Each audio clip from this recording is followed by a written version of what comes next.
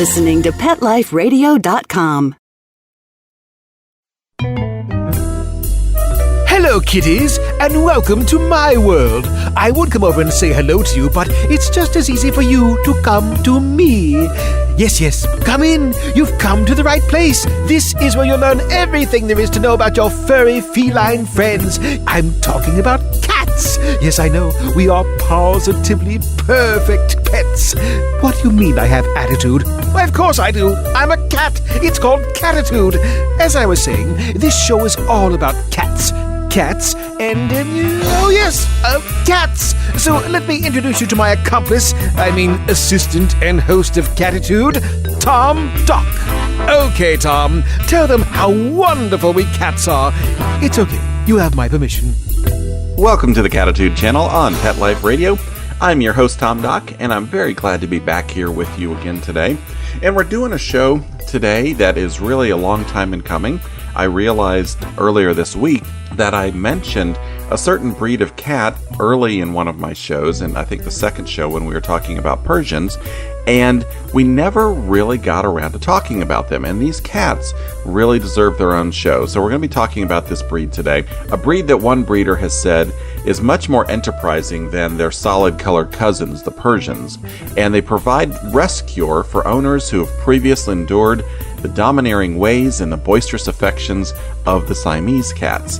Well, if you haven't figured it out by now, we're talking about the cross between Siamese and Persians, and that's the Himalayan cat. This is one of the early man-made or man-developed breeds. We talked about the Bengal cat in our last show and how how humans have developed this breed of cat. The Himalayans were actually one of the first man-developed breeds. Now, we all know that even the Siamese, as ancient as they are, and the Abyssinians and the Persians, as old as they are, got a lot of help to get to where they are today through our own selective breeding process. We chose the mates for the cats to perfect the traits that we wanted to see in these breeds. But what I'm talking about is not taking an older breed that was already there and working with it. We're talking about coming up with something brand new, like they did with the Bengal cats and like they did with the Himalayans back early in the 20th century. And we'll talk about the history of that and how that came about when we come back from our break, as well as give you all of the skinny on the Himalayan cats, everything that you need to know about them. We'll meet some famous Himalayan cats. And then after our midway break, we're going to spend some time talking about some legislation that's going across the United States right now. It's becoming more and more popular, and that is the mandatory spay and neuter legislation that a lot of cities are enacting in order to try to control their pet overpopulation problems. We'll talk about whether that's a good idea or not, and hopefully maybe even generate some emails. As always, remember, you can email me at tom@petliferadio.com. I love your suggestions. Lots of people will email in and even send me pictures of their cats, and I think that's absolutely wonderful. Well, we need to take our first break right now and hear from our sponsors, but as always, let's give you a little trivia question to think about during the break. There were two movies in the 1990s that featured a Himalayan cat named Sassy, and if I remember right, I believe Sassy was a Seal Point Himalayan. And these movies, called Homeward Bound and Homeward Bound 2, were basically movies about three animals that had to travel and catch up with their family again. My question to you is, in these movies and in both movies, who was the voice of the Himalayan cat Sassy? That's for you to think about, and we'll be right back after a word from our sponsors. Ooh, do I hear a can being opened? I believe I smell tuna. Cattitude will return after these messages. That should give me enough time to investigate what's going on in the kitchen. Don't have a hissy fit. We'll be right back. I love cleaning the litter box, said no one ever. Luckily, there's World's Best Cat Litter, the litter that promises less mess with less litter. Only World's Best Cat Litter uses the concentrated power of corn to quickly trap odors in tight clumps. And quick clumping means you never have to chisel or scrape the box. Less cleanup with less wasted litter? That's a litter bit amazing. Save $2 on World's Best Cat Litter. Visit www.saveonworldsbest.com. Let's Talk Pets on PetLifeRadio.com. How dare they open a can of tuna and make a sandwich out of it? I can see why some of my celebrity pals prefer lasagna. Well, anyway, I did manage to grab myself the canary while I was in there. Quiet, bird. We're going to hear the rest of my show, Cattitude. If you behave, I may not eat you. Until later. Okay, Tom, you may continue. And we're back to Cattitude on the Pet Life Radio. And I had a trivia question for you about a Himalayan cat in the Homeward Bound movies. Her name was Sassy, but her voice was done by a famous actress. And did you know who that was? Well, the actress is Sally Field, one of my favorite actresses, somebody that I've kind of grown up with in many TV shows and movies during my time. And actually, she can be seen on a pretty decent ABC show on Sunday nights now called Brothers and Sisters, which I actually really enjoy. My wife and I enjoy watching that. And as always, she's a very talented actress. She's the one that did the voice in both of the Homeward Bound movies for Sassy the cat. So, we're going to focus in on our Himalayan kitties today. And Himalayans is the term for pointed Persians here in the United States. If you go over to Europe, they're going to be known as color point long hairs. And these cats are all shown in the Persian class, and I'll get to why that is in just a few minutes. But let me tell you a little bit about the history of the Himalayans and how they came to be. As I said, a lot of breeders, especially when they first saw the Siamese and when they first saw the Persians, imagined what it would be like to have those color points of the Siamese, that pattern, on a Persian cat with that hair and that body type. And people were thinking about this even way back in the 1880s. But nothing was really done until about the 1920s and even into the 1930s, when here in America, two Harvard Medical School workers, one of which was also a cat breeder, started mating Siamese with Persians. And they used several different types of Persians. They used smoke Persians and silver tabbies and black Persians. And what they were trying to do was not necessarily at that point in time create a new breed of cat, but they were actually just trying to understand how genetics worked. Now, keep in mind, here we are 80 years removed from these people. We didn't know that DNA was the genetic material until the 1950s. And also keep in mind that these folks working in the 1920s and 1930s were not that far removed from the work of Gregor Mendel, who's the Austrian monk who did the work with peas and everything and is really considered to be the father of genetics. He's the one that coined the phrase or coined the term gene. And so a lot of people did not know how these things were inherited, how Siamese were Siamese and how Persians were Persians. And so that was the work of these two Harvard Medical School workers. And they, of course, mated these Siamese with Persians. And then they took that generation, that F1 generation. And if you remember from last time that we talked when we were talking about Bengal cats, that F1 generation is the filial one generation. It's the first generation after the initial cross. They mated those cats together. So in other words, you've got that initial generation, the kids were mated together to create a third generation. And out of that third generation, the F2 generation, was a long-haired black female. Now, this long-haired black female was bred back to one of the F1 generation males, and she gave birth to a little female kitten named Debutante. And Debutante was the very first pointed long-haired cat here in the United States. Well, that point in time, and that was back in 1935, so it took them roughly somewhere between, I would say 5 and 8 years to get to Debutante. Now, at this point in time, the folks at Harvard, they said, okay, we're done. We've got the information that we need to understand how inheritance works and how genetics works, or at least whatever they were trying to determine at that point in time. But over in Britain, a lot of these experimental breeders over in Britain looked at Debutante and they thought, wow, this is a pretty neat cat, but she was really too Siamese in her shape. And in a couple shows, we'll talk about Balinese cats, and Balinese are actual long-haired Siamese. They've got the Siamese shape. Everything about them is Siamese with the exception of they have that long-haired gene. Again, remember, we're talking about one recessive gene here for the long hair.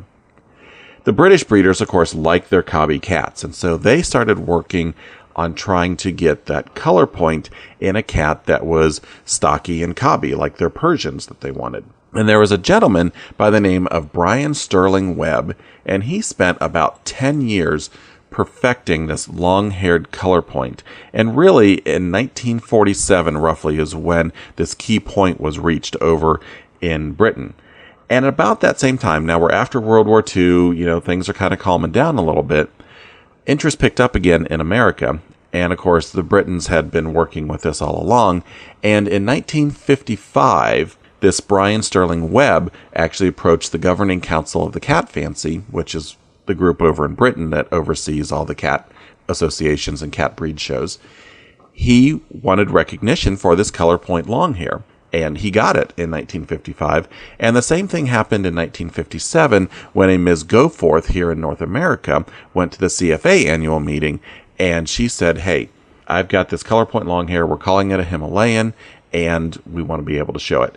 And in 1961, all of the major cat associations recognized Himalayans, as they're known here in the United States, color point Persians over in the, or color point longhairs over in Europe. And over this past 50 years or so, almost 500,000 Himalayans have been registered. And that's absolutely amazing. That's like 10,000 cats a year. So obviously this is a very popular breed. They haven't really cracked the top 10 most of the time.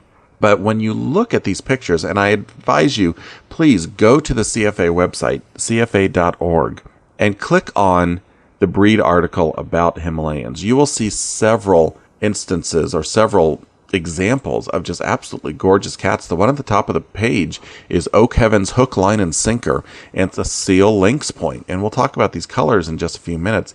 But you can see the Persian in the cat, but you also see that they have the points. There's a flame point down about the middle of the page. Mayberry's Majestic Light. It's a male flame point. A very, very good looking cat. Very striking in how the red shows off the blue and the white in the cat. And on the front page, well, not the front page, but on the page that shows all the champion cats, there's a blue point Persian. He is the 6th best cat. And just, you'll be amazed when you look at him and just see how pretty these cats are. They're just absolutely fabulous. And you can see why early breeders really wanted to get those color point patterns into the Persian body. It's just really an amazing thing that they did. So as I've said, these are Persian cats, and they were actually shown in their own division. They were shown as Himalayans up until about the 1980s. And what was happening is, again, we're dealing with a very small gene pool here. And as Himalayans were crossed to Himalayans, more of the Siamese traits were coming out. And so you got a longer cat, a cat with a longer nose. And that is not what the breeders wanted. So a lot of outcrossing went back, and they started outcrossing to Persians. And so you've got Persians now being mixed into the Himalayan bloodlines. And at some point, I believe it was about 1984, the Persian Breed Council of the CFA and the Himalayan Breed Council of the CFA basically asked their members, should we incorporate Himalayans into the Persian division, or should Himalayans continue to be shown as is? Well, both groups, interestingly, said, keep it as is, keep the Himalayans separate from the Persians.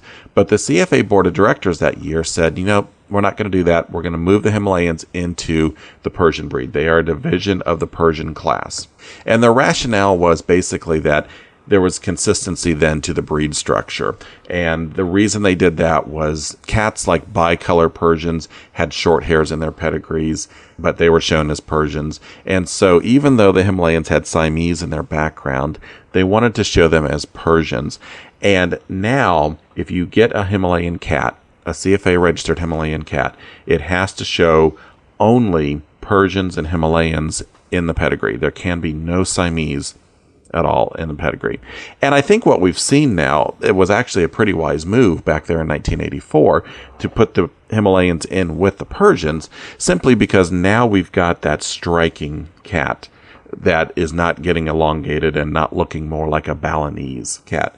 As far as their colors go, they can be shown in a variety of colors. We talk about the Siamese only being shown in the seal blue, chocolate, and lilac points. Well, Himalayans can be shown in those colors. But in 1964, the flame points and tortie point cats were added as well. And these cats came about because of some of the red Persians that were involved.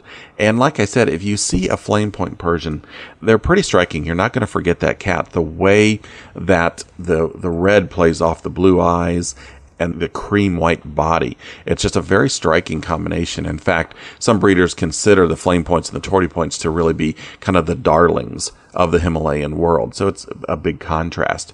There were some blue creams and cream points added in the 1970s as far as what they could show, and lynx points were actually added in 1982. And these are actually very sought after colors as well. Interesting thing about the Himalayans, we talk about the chocolate points and the lilac points in both the Siamese and the Himalayans. Chocolates and lilacs are actually very difficult to breed true because of all the recessive traits that you have. Not only the recessive trait for the pointed cat, but chocolate is recessive itself, and lilac is recessive even to chocolate. And this gets kind of confusing with all the different alleles and everything, but it's hard to get a really good looking chocolate cat. Himalayans also have a little bit of an issue because you're not going to see the deep, rich colors of the points that you see in the Siamese in most cases. And this is because of their Persian background. They've got those little flat, short noses, and that actually retains a lot of heat. And as you remember from our Siamese show, you've got to have the cooler extremities to get the strong coloration. And that's why the tails and the feet and the ear tips are always colored. The nose of the Himalayan a lot of time is not going to be as strongly colored as a Siamese of the same color. But that's something that the breeders are working on, and hopefully they'll get away from the really short pugged face cats and maybe allow that nose to come out a little bit. But otherwise, a Himalayan should look like a Persian other than the coloration. Small ears, the wide massive head, the short legs, the short nose, short tail, and the cobby, just powerful body. At the top of the show, I mentioned their personality, how they were good because they were more energetic than the Persians, but not quite as boisterous as the Siamese. And these cats are very playful, but they don't tend to be very demanding. They do want to be around you. They are very people-oriented, but the way that I would contrast to compare that is if you're working on something like I'm working on the computer right now, your Siamese cat's going to want to be there helping you type that. The Himalayan is going to sit there and probably just edit it for you. Just look back and maybe make some critiques of what you're typing. We know that with these long-haired cats, grooming is a must. So if you're going to get a Himalayan cat, please be prepared to brush them every day. Health-wise, they're going to run into the same type of problems that our Persians run into. One of the big problems, of course, is polycystic kidney disease, and I talked about that with Persians. Since Himalayans are truly Persians, you're going to see about 40% of Himalayans will come down with polycystic kidney disease. The sad thing about this is often you're not going to know this until much later in the cat's life. And if you're a breeder, if you want to breed, you may have unwittingly allowed this cat who's carrying this disease to breed further into your cat population. So you can get a genetic test done at the University of California at Davis. They have a genetics section there, and they can do a test for polycystic kidney disease. So that is something that should be done. And of course, then neuter that animal, spay that animal so that they do not continue to pass that on. Again, 40% of our Himis are going to show up with polycystic kidney disease. Other concerns that we see also, the progressive retinal atrophy, which breeders are working hard to try to breed out of the population of Himalayans, and any short nose problems. Just like the Persian cats, you're going to have clogged tear ducts, you're going to have breathing difficulties because of the short nose.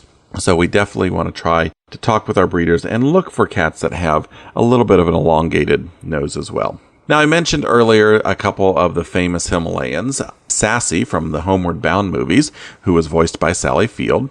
Mr. Jinx from the Meet the Parents movies, both Meet the Parents and Meet the Fockers. You remember Mr. Jinx, he was getting in lots of problems and causing lots of issues, especially when they went down and met the Fockers, and there was a little Chihuahua dog that was running around. I think he actually flushed the Chihuahua dog at some point in time. In the parody movie, date movie, Mr. Jinkers was the contrast to Mr. Jinx and Meet the Parents because they were doing a parody of Meet the Parents.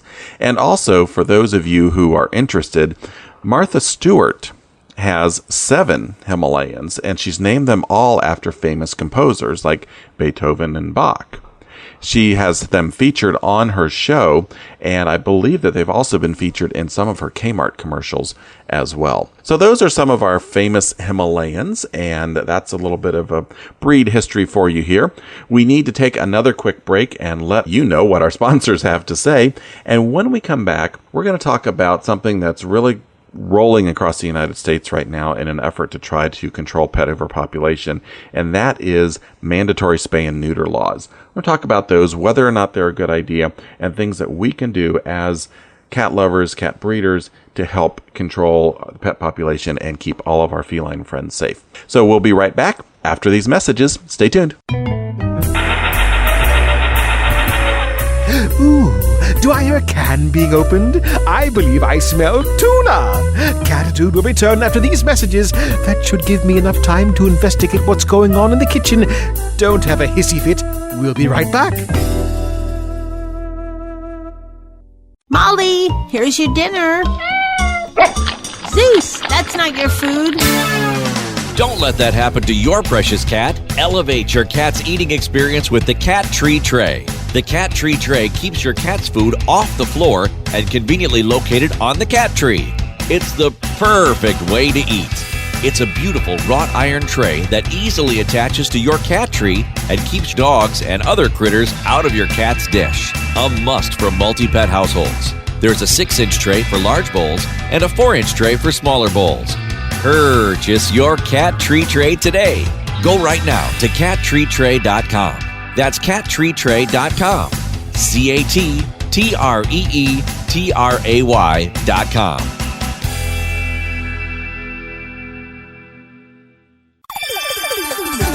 Let's Talk Pets on PetLifeRadio.com.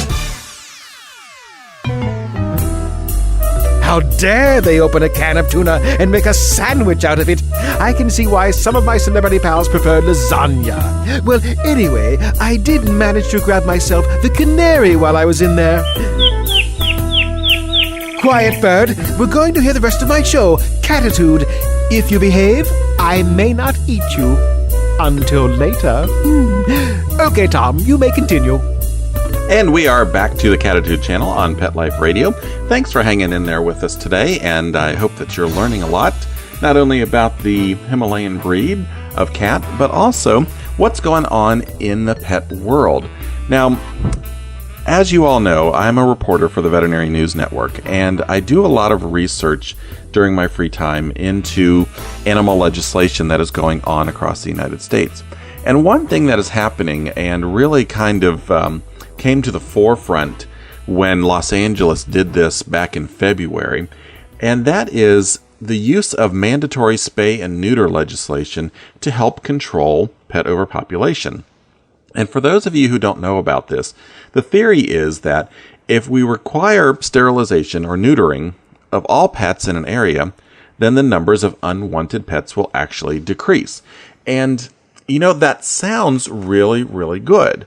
And so we started looking into some things at the news network, started looking at how has this really affected shelter populations, how has it affected euthanasias in that area, in those areas where it's happened. And just so you're aware, the state of Rhode Island requires mandatory spay and neutering, and there's about 30 cities, 30 towns across the United States that either mandate spay and neutering your pet by a certain age, usually 6 months, or they put restrictions on breeding animals. In other words, if you want to breed, you've got to have a special license, you have to pay a higher fee, you have to pay that on a yearly basis, on and on and on. Now, what makes this so newsworthy right now is that dozens of cities this year are considering this type of legislation. Cities such as Chicago and Dallas are considering that, and I'm sure that it'll be back on the ballot at the California state legislature at the state level. It was last year, and it got pulled off because of opposition to it, but I bet with LA making their spays and neuters mandatory, I bet it's probably going to go back on the ballot. Now, just so you're aware, just some numbers. We'll talk about dogs first. One pair of dogs can be responsible for more than 67,000 puppies in just 6 generations. So that's about 3.5, 4 years. Certainly no more than 5 years. 67,000 puppies. Unfortunately, for us cat lovers, a single pair of cats can be responsible for more than 420,000 kittens in that same time frame. And of course, for me, that's almost a point of, it's almost something that I'm proud of, because cats are so good at reproducing. It just makes me think about how they've been evolutionarily designed to survive. But of course, when we put it in context of pet overpopulation, it's not a good thing. A pair of cats responsible for more than 400,000 kittens in about a 3.5 to 4 year period of time. We also know that somewhere between 4 and 8 million animals are euthanized in shelters every year. And 70% of those cats that go into shelters will end up being euthanized. And I can speak to this myself, having worked in an animal shelter here in Indiana. It's a rural animal shelter, and cats would come in, we'd pick up these stray cats, and it was a very rare day when somebody would want to come in and adopt a cat. Sometimes we get kittens adopted. We often would have specials. I hate to say that, but if you adopted one cat, you got another one free type of thing, because it was just such a sad state of affairs that we could not adopt out these cats. But in a rural area, it was very easy for people to get cats. And so, coming up to the shelter to look for a cat was not something that they did. Now, again, these mandatory spay and neuter laws, their goal is to reduce the number of animals that are surrendered to shelters, therefore reducing the number of euthanasias. Unfortunately, these laws are not producing the results that they are expected. We've actually seen in the cities that have enacted this mandatory spay and neuter legislation. Now, we're talking about overall spay and neutering. This is, you don't have a choice. You get your dog spay or neutered, or you pay fines, or you do jail time or community service or things like that, unless you get a breeding license. These are, everybody has to get their animals spayed or neutered. Licensing has declined. If you're in an area where you have to get your dog or your cat licensed, when mandatory spay neuter legislation comes along, licensing goes down because people don't want the government to know that they've got pets. More pets are actually surrendered to shelters because people don't want to put up with the cost of having to spay or neuter them. In the case where proponents of mandatory spay-neuter legislation say, hey, look, euthanasias at our shelters went down, you can go back a few years and actually find that the decline in euthanasias was happening prior to the enaction of the mandatory spay and neuter legislation. And so basically what's happening is they're not having the effect that they thought they would have. In King County, Washington, that's around Seattle, they did a mandatory spay-neuter, and it actually increased the cost of running their animal control from $1.6 million in 1990 to more than $3 million in 1997. And the revenues aren't keeping pace with this. So this is what we've got right now. We've got more people decide not to license their pets. More pets enter the shelters. Euthanasia rates actually slow down, but it slows down the decline. In other words, you had a stronger decline, a faster slowdown, if you will, before the enaction of these type of ordinances. Now, can this work? Because I don't want you guys sitting out there listening going, oh my gosh, Tom, you're an idiot. We have too many pets out there as it is. I agree. There is a pet overpopulation problem. And having worked in shelters, I know what an issue it is and how sad it can really be. But what you've got to realize is work can be done without mandating that everybody go out and spay and neuter their animal at a certain point in time. In Tacoma, Washington, and in St. Louis, Missouri, spay and neuter laws have worked, but these cities have targeted pet owners who repeatedly allow their pets to roam free, or pets who have been involved in bites. And that's where I think we really need to look at how mandatory spay and neuter can work. And that is spay and neutering the animals of people who are irresponsible, who allow their pets to roam free. we'll also see that states and cities who have invested in subsidizing spay and neuter programs, these programs help low-income families.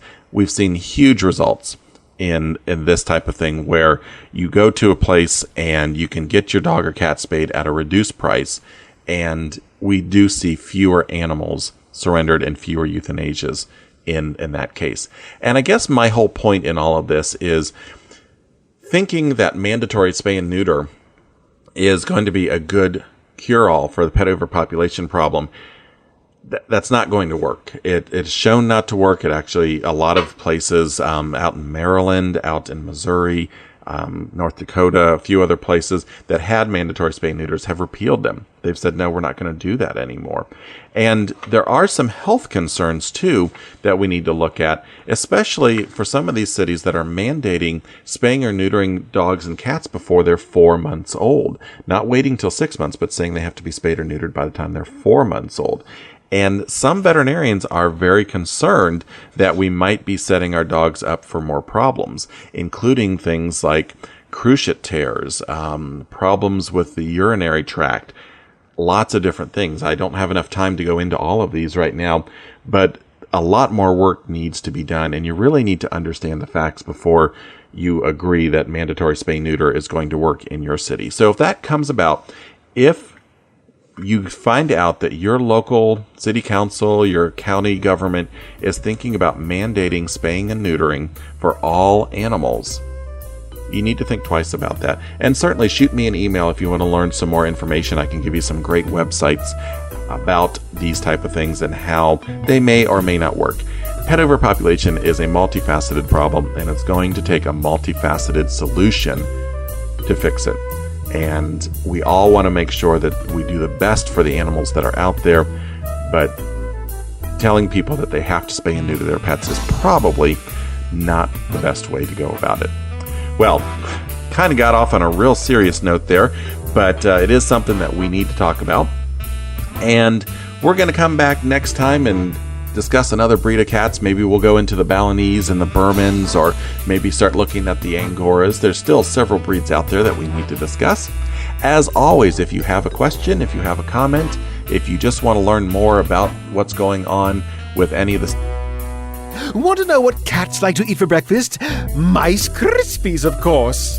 Learn everything there is to know about cats on Cattitude with your host, Tom Dock. Each week, we'll spotlight a cool cat breed, give up-to-date advice on cat health, and check out spiffy new cat products. So curl up on the couch every week for a perfectly enjoyable time on Cattitude.